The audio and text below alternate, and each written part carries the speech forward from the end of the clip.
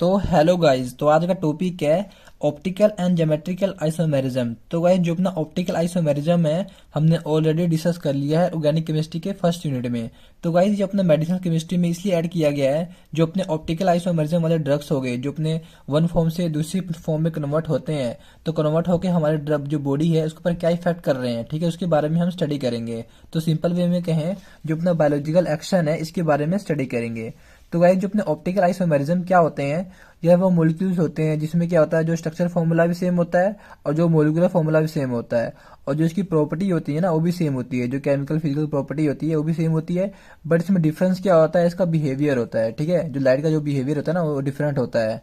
और ये मॉलिक्यूल्स में क्या होता है, जो अपनी पीपीएल लाइट होती है, अगर रोटेट कर जाती है, ठीक है, अगर जो रोटेट कर जाती है तो उसे हम बोलते हैं ऑप्टिकली एक्टिव कंपाउंड्स। ठीक है, जो पीपीएल लाइट क्या होती थी, जो हमने ऑर्गेनिक केमिस्ट्री में डिस्कस किया था, जैसे ये देखो, जो अपनी पीपीएल लाइट है, अगर हम कोई सोल्यूशन से पास करते हैं, ठीक है, अगर वो टर्न कर जाती है हम बोल सकते हैं, या रोटेशन कर जाती है। रोटेशन कैसे करेगी, या क्लॉकवाइज करेगी या एंटी क्लॉकवाइज करेगी, तो इन दोनों को हम क्या बोलते थे, ऑप्टिकली एक्टिव हैं। ठीक है, अगर जो रोटेट नहीं करेगी मतलब सीधी पास कर जाएगी तो कौन सी थी, ऑप्टिकली इनएक्टिव थी। तो ये कंपाउंड्स अपने कौन से थे, ऑप्टिकली एक्टिव कंपाउंड्स थे। तो दे कंटेन चैरल कार्बन। तो चैरल कार्बन क्या होता है, इसमें क्या होते हैं, जो जैसे देखो हमारे पास क्या है, ये कार्बन है, ये डिफरेंट मोलिक्यूल से, ठीक है, डिफरेंट एटम या ग्रुप से अटैच है ना। जैसे देखो यहाँ पर COOH है, यहाँ पर H है, यहाँ पर CH3 है, ठीक है, और यहाँ पर OH है, मतलब डिफरेंट डिफरेंट है। तो ये अपना जो कार्बन हो गया इसी को हम बोलेंगे चैरल कार्बन। तो गाइस, ये क्या है, अपना मिरर इमेज बन रहा है, ठीक है, ये मिरर इमेज बन रहा है यहाँ पर। देन यहाँ पे क्या हो रहा है, तो हमारे पास एक मिरर है, जैसे ये देखिए। अब ध्यान से जो स्ट्रक्चर है इसके बारे में देखिए, ठीक है, जो COOH की मोस्ट ऊपर ही है, ठीक है। देन जो OH है इसकी जो रोटेशन देखिए, यहाँ पर लेफ्ट साइड है, ठीक है, ये वाली लेफ्ट साइड है ना, यहाँ पर देखिए क्या होगी, राइट साइड में होगी, ठीक है, मतलब जो इसकी रोटेशन है वो चेंज होगी ना, तो इसी को हम बोलेंगे अपने कौन से, ऑप्टिकली आइसोमेरिज्म है। तो गाइस, इनैंशियोमर क्या होते हैं, ये हमारे होते हैं जो नॉन सुपर इम्पोजिबल होते हैं, जो मिरर इमेज फॉर्म करते हैं, उसी को हम बोलते हैं इनैंशियोमर। तो नहीं समझे, जैसे देखो अपने पास क्या होते हैं, पहले हम बात कर लेते हैं सुपर इम्पोजिबल की क्या होते हैं। जैसे देखो हमारे पास एक कंपाउंड है, ठीक है, हम पहले बात कर लेते हैं नॉन सुपर इम्पोजिबल क्या होते हैं। जैसे देखो हमारे पास एक कंपाउंड है ये वाला, ठीक है, और ये जो मिरर इमेज फॉर्म किया था ये ऑपोजिट बन गया था ना, जो डी वाला था हमारा राइट में चला गया था, ठीक है। जैसे देखो ये हमारा मिरर इमेज है, ठीक है, जो डी वाला हमारा राइट में चला गया ना ये है, ठीक है। अगर ये वाला कंपाउंड है, इसको उठा के हम इसके ऊपर रख देते हैं, ठीक है, ये वाला भी हमारा सेम आ जाएगा, सी वाला भी हमारा सेम आ जाएगा, ठीक है, मतलब जो बी वाला है ये सेम नहीं आएगा, ठीक है, जो बी वाला है यहाँ पे डी आ जाएगा, ठीक है, और जो डी वाला यहाँ बी आ जाएगा, मतलब ये सेम नहीं आएंगे ना, तो अपने कौन से हो गए, नॉन सुपर इम्पोजिबल हो गए। अगर सेम आ जाते हैं तो कौन से होंगे, सुपर इम्पोजिबल होंगे। और मिरर इमेज क्या होता है गाइस, इसके बारे में हम बात कर लेते हैं। जैसे देखो हमारे पास क्या है, अगर हम कंपाउंड लेट करते हैं, मान लो अपने पास एक कंपाउंड है, ठीक है, ये वाला बी वाला है, ये हमारा मिरर इमेज फॉर्म हो रहा है। तो इसमें देखो गाइस, जो मिरर इमेज फॉर्म हुआ है इसमें देखो ऑपोजिट बन रहा है ना, मतलब ऐसी स्ट्रक्चर बन रहा है ना, तो अपना कौन सा होगा, मिरर इमेज हो गया। जैसे देखो हमने एक और एग्जांपल लिया है सी का, ठीक है, ये अपना सी कंपाउंड है और इसकी इमेज देखिए, जैसे मैंने बनाया वैसे ही बनाया ना, ऑपोजिट ही बनाया ना, तो अपना कौन सा हो गया, ये मिरर इमेज हो गया। तो जो अपने डायोस्टेरियो आइसोमेरिस होते हैं, इसमें क्या होता है, ये नॉन सुपर इम्पोजिबल होते हैं, जो मतलब जो अपने कंपाउंड है एक दूसरे के ऊपर रखते हैं, देन क्या होते हैं वो मतलब सिमिलर नहीं होते हैं, ठीक है, तो इसी को हम बोलते हैं नॉन सुपर इम्पोजिबल। और नॉन मिरर इमेज कौन से होते हैं, जैसे देखो अपने पास एग्जांपल लिया हूँ, ये बी कंपाउंड है, ठीक है, अगर इसका मिरर इमेज में बताता है, ठीक है, तो इसका जो मिरर इमेज है कैसे बन रहा है, ऑपोजिट बन रहा है ना, बट इसमें क्या बना, मैंने ऐसे बनाया, तो अपना कौन सा हो गया, नॉन मिरर इमेज हो गया।